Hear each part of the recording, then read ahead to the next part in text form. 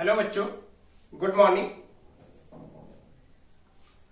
आज की क्लास में हम बात करेंगे image formation by spherical mirrors. इसके पहले वीडियो लेक्चर में हम लोगों ने बात किया था image formation by plane mirror, और प्लेन मिरर में हम लोगों ने देखा था कि जो प्लेन मिरर के थ्रू इमेज बनता है उसका नेचर कैसा होता है, रियल होता है, वर्चुअल होता है, क्या होता है, ये सब कुछ हम लोगों ने पहले ही देखा है। अगर अभी तक आप लोगों ने वो वीडियो नहीं देखा है तो मेरे चैनल पे क्लिक करिए, कॉम्बो क्लासेस सर्च करिए यूट्यूब पर और प्लेलिस्ट में जाइए और क्लास 12 रे ऑप्टिक्स नाम से एक प्लेलिस्ट बना हुआ है, उसमें जाकर के आप लेक्चर नंबर 4 या 1 से आप देखना शुरू करिए, तब जाकर के ये सारी बातें क्लियर हो पाएंगी।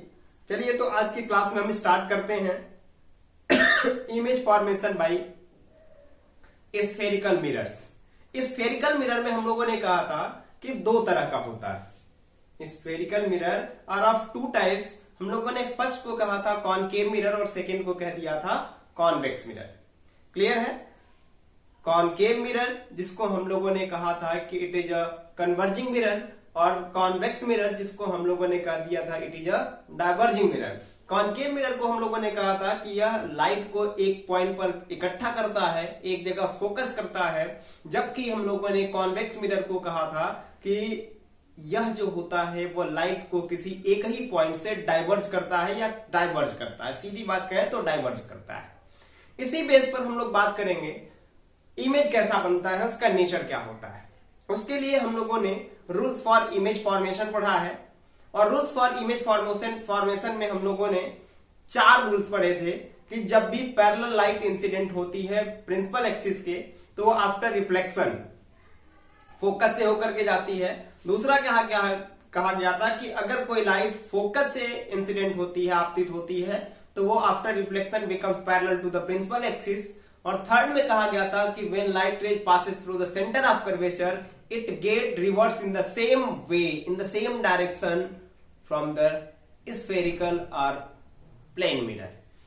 फोर्थ में हम लोगों ने कहा था कि जब भी किसी पोल पर, किसी मिरर के पोल पर लाइट इंसिडेंट कराते हैं तो उस कंडीशन में वो मिरर जो होता है एक प्लेन मिरर की तरह बिहेव करता है। इन्हीं सभी 4 रूल्स का यूज करके हम कॉनकेव मिरर और कॉन्वेक्स मिरर के हेल्प से उनका इमेज कैसा बनेगा, नेचर क्या होगा, ऑब्जेक्ट की पोजीशन जब हम दूर करेंगे, पास करेंगे तो इमेज के ऊपर क्या इफेक्ट पड़ेगा, ये सारी बातें हम लोग इसमें जानेंगे।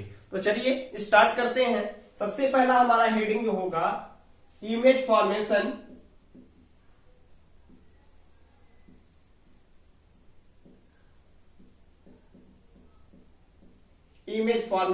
Bye spherical mirror. एसएम का मतलब क्या है? Spherical mirrors. तो हम लोगों ने पढ़ा है 2 तरह का मिरर, एक को कॉनकेव और दूसरे को कॉन्वेक्स कहा था। तो सबसे पहले हम लोग बात करेंगे इमेज फॉर्मेशन बाय, क्या होगा हमारा heading? Image formation bye concave mirror. कौन सा मिरर होगा? ये देखिए गैपिंग हो गया थोड़ा सा, मिरर। ठीक है, तो ये हमें याद रखना होगा कि जब भी हम कॉनकेव मिरर लेंगे, कौन सा मिरर लेंगे?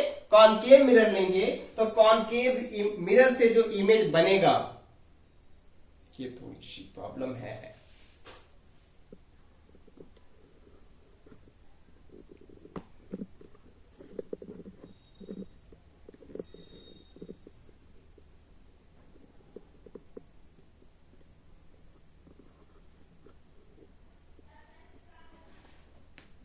ठीक है, चलिए। कॉनकेव मिरर से जो इमेज बनेगा वो रियल भी हो सकता है, साथ ही साथ वर्चुअल भी हो सकता है, इन्वर्टेड भी हो सकता है, इरेक्ट भी हो सकता है, सेम साइज का भी हो सकता है, छोटा भी हो सकता है और ऑब्जेक्ट से बड़ा भी हो सकता है। क्लियर है? तो इसका मतलब ये हो गया कि हम लोगों ने कहा कि कॉनकेव मिरर के थ्रू जो इमेज बनता है रियल तो हो ही सकता है या वर्चुअल भी हो सकता है।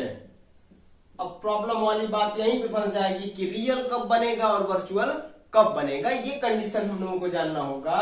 फिर साथ ही साथ इन्वर्टेड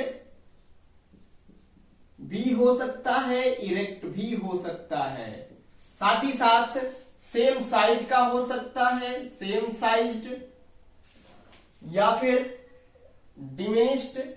डिमिनिश्ड का मतलब छोटा, सेम साइज का मतलब तो जानते ही हैं, या फिर इनलार्ज भी हो सकता है। क्लियर है? ये सभी कंडीशंस उस तरह फिगर में होगा, उस इमेज में होगा जो कॉनकेव मिरर के थ्रू बनेगा। वो ऑब्जेक्ट की पोजीशन के ऊपर डिपेंड करेगा कि मिरर से कितने डिस्टेंस पर ऑब्जेक्ट रखा है। ऑब्जेक्ट को बहुत दूर रखेंगे तब क्या बनेगा, बहुत क्लोजर रख देंगे तब क्या होगा, जब फोकस पे रखेंगे तब क्या होगा। ये सारी कंडीशंस की बात हम लोग इस वीडियो लेक्चर में करेंगे। क्लियर है? चलिए एक बार थोड़ा सा और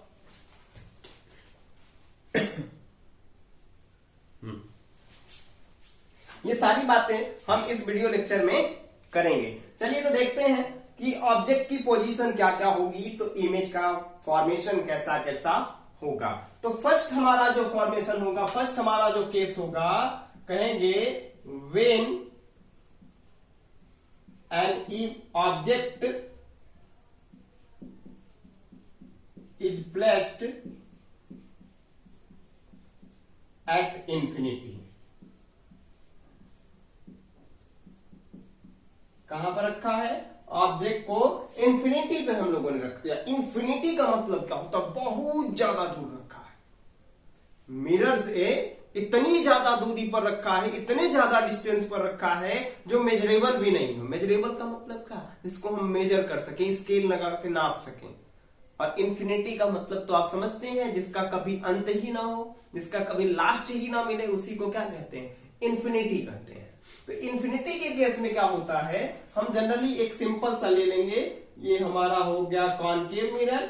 ये कॉनकेव मिरर होगा क्योंकि इसके आउटर सरफेस पर पॉलिश किया गया। ये कॉनकेव मिरर हम लोगों ने ले लिया, ये इसका प्रिंसिपल एक्सिस ड्रॉ कर दिया। क्या करेंगे? प्रिंसिपल एक्सिस के पैरेलल दो लाइट इंसिडेंट करा देंगे।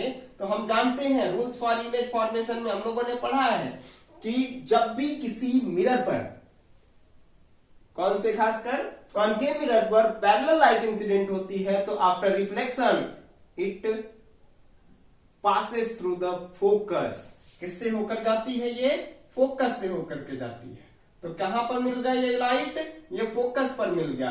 तो क्या देख रहे हैं, हम लोगों ने ये भी कहा था कि जब भी दो या दो से अधिक रिफ्लेक्टेड या रिफ्रैक्टेड लाइट किसी पॉइंट पर मिलती है तो वही इमेज का